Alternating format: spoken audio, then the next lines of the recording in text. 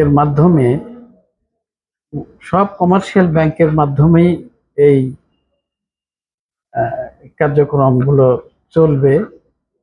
তো এই মহতী উদ্যোগের জন্য বাংলাদেশ ব্যাংক এবং যে সমস্ত ব্যাংক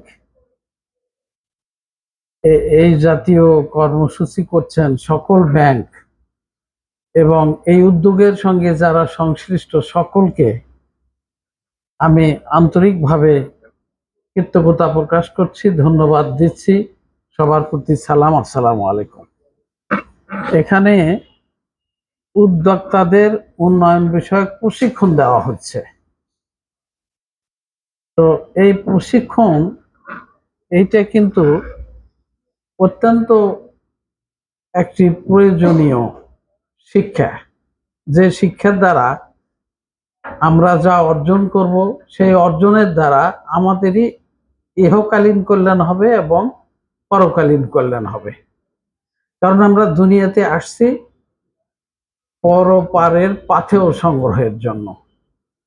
এখানে আসছি যে এখানে ফসল আমরা গোলাজাত করব, সেই ফসল ভোগ করব পরপারে, আদ-দুনিয়া মজরাহাতুল আখিরা।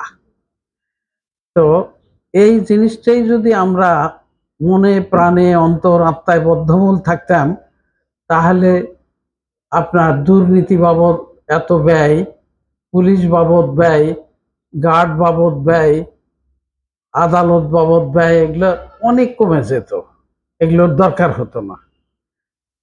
তো শুধু যদি আমরা এটা ভাবতাম যে এখানে যা কিছু করছে আল্লাহ পাক দেখছেন এবং এখানকার যে অর্জন এইটাই আমার পরপারের পাথেয়। তো এইটা উদ্যোক্তাদের মনে প্রাণে ভাবতে হবে। এটা কি বলা হয় ঈমানের একটা উপাদান। আর একটা বিষয় সেটা হলো যে আমরা আমাদের নিজেদের যে উদ্দেশ্য লক্ষ্য, এই উদ্দেশ্য লক্ষ্য সুদৃঢ় করতে হবে। কারণ লাইসা আলাল ইনসানি ইল্লা মা সাআ, এটাও কিন্তু কোরআন। আল্লাহ বলছে তোমরা যা করবে সেইটুকু পাবা।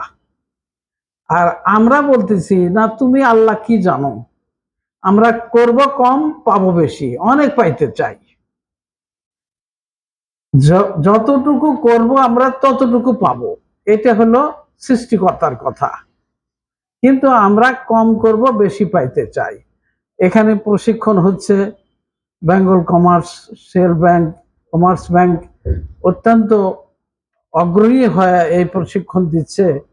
আমরা ইতিপূর্বে কি ব্যাংকের মাধ্যমে এই প্রশিক্ষণ বাংলাদেশ ব্যাংক এবং বেঙ্গল কমার্শিয়াল ব্যাংক বা অন্য কমার্শিয়াল ব্যাংক এই তেমন এই প্রশিক্ষণ কিন্তু আমরা দেখি নাই।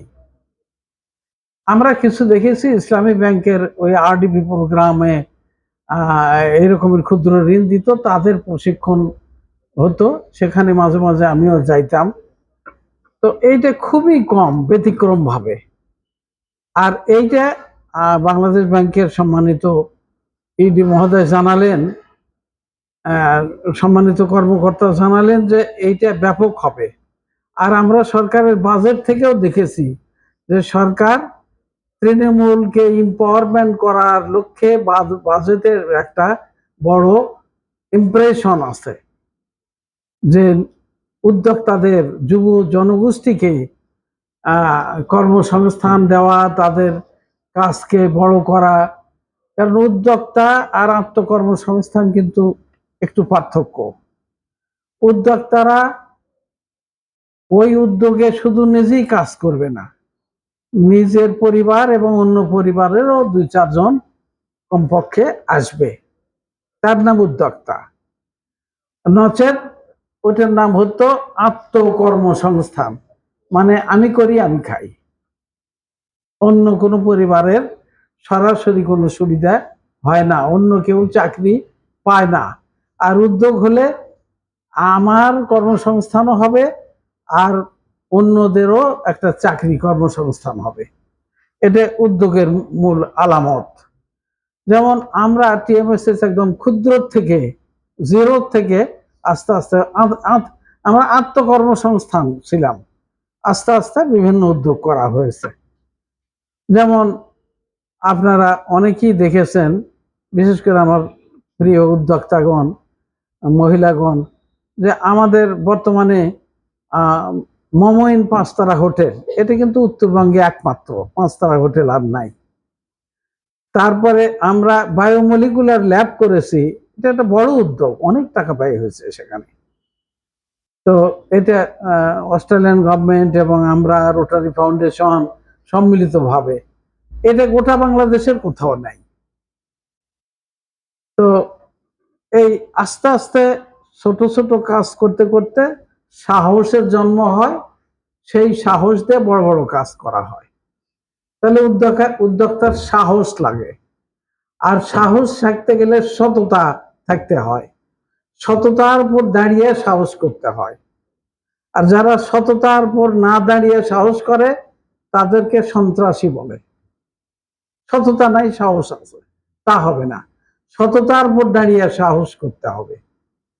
আর সেই সাহস হলো স্বনির্ভর সাহস। সেই সাহস সে ভীতু সন্ত্রস্ত কেউ হয় না।